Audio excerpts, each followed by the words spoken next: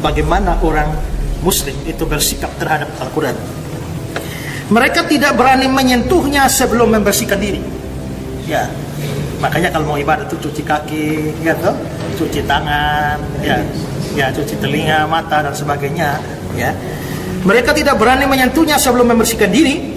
Mereka membacanya dengan sangat hati-hati serta dengan penuh hormat dan tidak pernah memegangnya di bawah pinggang. Tidak pernah begitu. Oh, itu dianggap tidak menghormati itu.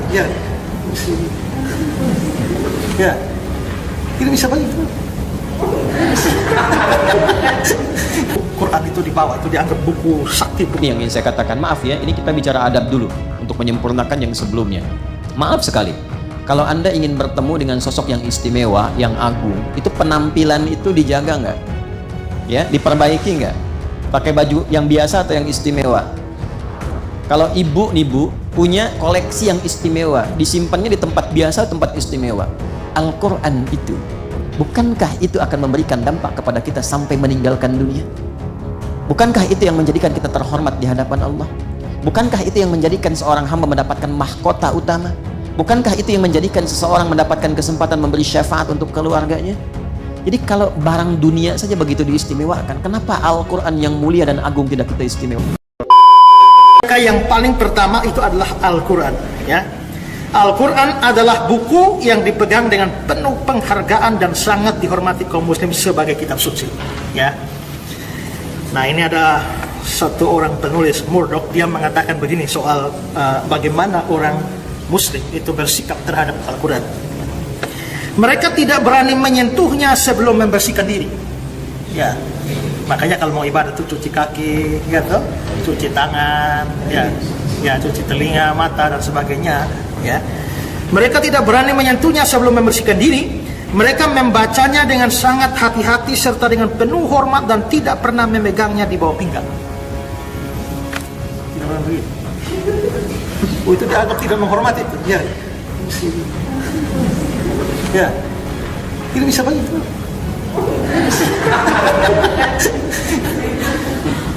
Kalau kita kadang-kadang sembarang ya kita memang tidak mengharuskan, oh pokoknya harus di atas pinggang ya. Kenapa tidak boleh di bawah pinggang? Ya, ya,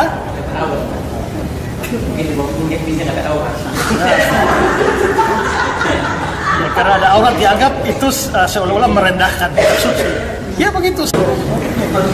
Ya, jadi mereka tidak pernah memegangnya di bawah pinggang. Mereka mengangkat sumpah dengan buku itu dan berpedoman padanya dalam setiap peristiwa. Mereka membawanya ke medan perang, khususnya perang-perang mereka. Itu Quran itu dibawa, itu dianggap buku sakti, buku Allah ya. Ini yang ingin saya katakan, maaf ya, ini kita bicara adab dulu untuk menyempurnakan yang sebelumnya.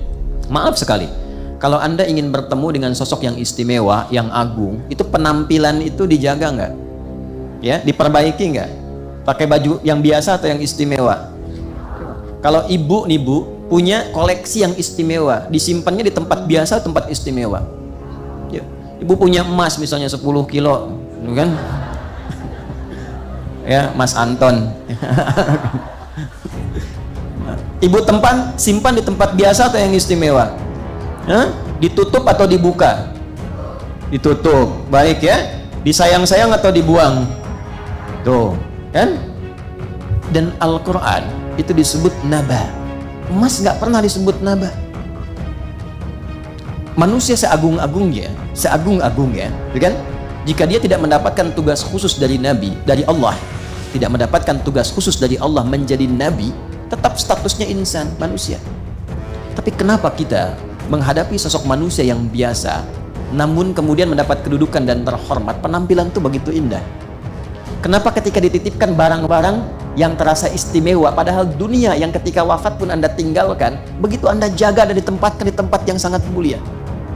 Al-Quran itu, bukankah itu akan memberikan dampak kepada kita sampai meninggalkan dunia? Bukankah itu yang menjadikan kita terhormat di hadapan Allah? Bukankah itu yang menjadikan seorang hamba mendapatkan mahkota utama? Bukankah itu yang menjadikan seseorang mendapatkan kesempatan memberi syafaat untuk keluarganya? Jadi kalau barang dunia saja begitu diistimewakan, kenapa Al-Quran yang mulia dan agung tidak kita istimewakan? Orang yang dapat menghafalkan dan mengulang seluruh Al-Quran di luar kepala, mestinya di dalam kepala juga ya, tapi ya ini istilah di luar kepala, artinya hafal secara luar biasa tanpa salah. Orang dapat menghafalkan, mengulang seluruh isi Al-Quran di luar kepala disebut sebagai hafiz atau pelindung. Hafiz tidak perlu mengerti artinya. Ngerti tidak masalah, itu nomor 2. Yang penting bisa hafal. Ya, bisa hafal. Hafiz tidak perlu mengerti artinya, tetapi dapat mengucapkan tiap-tiap kata dengan benar. Kadang-kadang ada juga orang buta yang dapat melakukannya serta meraih gelar hafiz. Penting bisa hafal.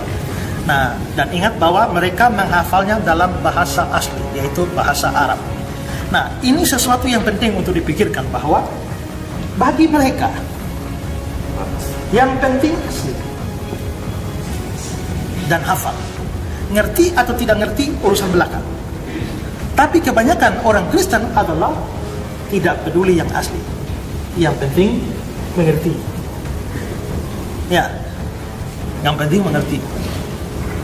Makanya banyak orang Kristen tidak bisa bahasa Yunani, tidak bisa bahasa Ibrani kan? Ya, karena bagi kita yang penting baca dan mengerti. Ya, mungkin kalau saudara gereja di sini, lalu kalau saya khotbah lalu kasih bahasa Yunani, Ibrani mungkin pernah dengar. Tapi ada di banyak gereja bahkan tidak pernah dengar itu bahasa Ibrani, Yunani. Ya. Tapi di Islam itu bahasa asli itu menjadi sesuatu yang penting. Itu mereka percaya itu bahasanya Allah itu. Bahasanya Allah. Nah, tapi itulah bagi mereka penting sekali bahasanya. Ya, ngerti atau tidak ngerti pokoknya. Quran itu memang diwahyukan pada Nabi dengan berbahasa Arab dengan 2 tujuan. Pertama, menghadirkan sifat keselarasan bagi masyarakat yang menjadi objek dakwah. Makanya tidak diturunkan wahyu kecuali dengan bahasa kaumnya. Apakah Nabi Musa alaihi salam mendapatkan Taurat pakai bahasa Arab? Tidak. Bahasa kaumnya waktu itu. Apakah Nabi Isa alaihi salam mendapatkan Injil dengan bahasa Arab? Pakai bahasa Inggris? Hah? Nabi Musa dapat risalah 10 Commandment misalnya, kan tidak kan? Ya, pakai bahasa kaumnya waktu itu. Nabi Lut, Nabi Ibrahim dan sebagainya. Nah, jadi pertanyaan 3 logis kalau ada yang mengatakan, wah, itu Quran tuh hanya eksklusif untuk orang Arab pakai bahasa Arab. Nanti bisa dikatakan berarti Injil juga yang pada masa Nabi Isa eksklusif untuk kalangan masyarakat Aramaik saja. Ya, nanti bisa dikatakan ya Taurat juga eksklusif gitu. Nah, cara berpikir yang salah itu. Ya, masa Tuhan menurunkan wahyu dengan semua bahasa? Kan jadi bingung yang menerimanya kan? Bayangkan kan, jadi yang fitrah itu mengatakan semua yang diturunkan harus bersamaan dengan kemampuan untuk menyerap di masyarakat objek dakwah masing-masing. Maka turun dalam bahasa Arab karena khitabnya objek dakwahnya adalah masyarakat Arab pada masa itu. Itu syarat baca Quran walaupun berbahasa Arab bukan bisa bahasa Arab. Karena itu silahkan cek.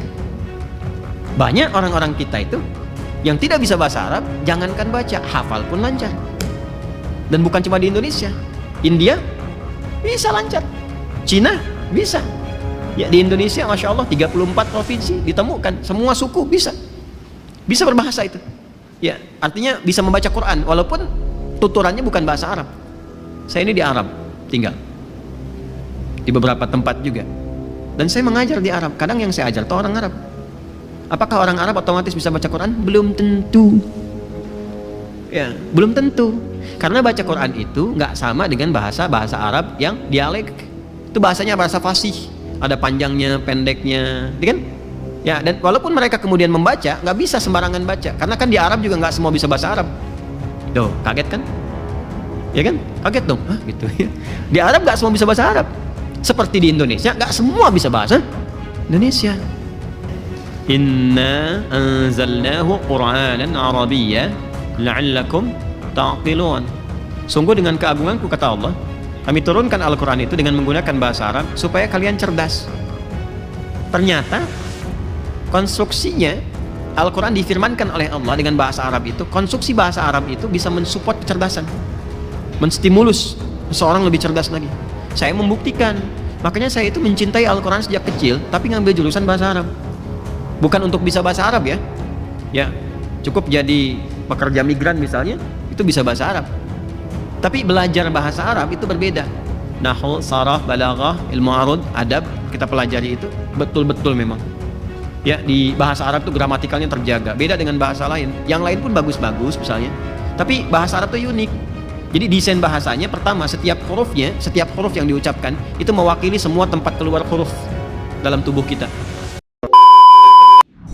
Nah, saudara-saudara seiman semua, pernyataan kontroversial yang dilontarkan oleh Pendeta Esra Soru mengenai Al-Quran di dalam gereja benar-benar mencederai rasa hormat antarumat beragama.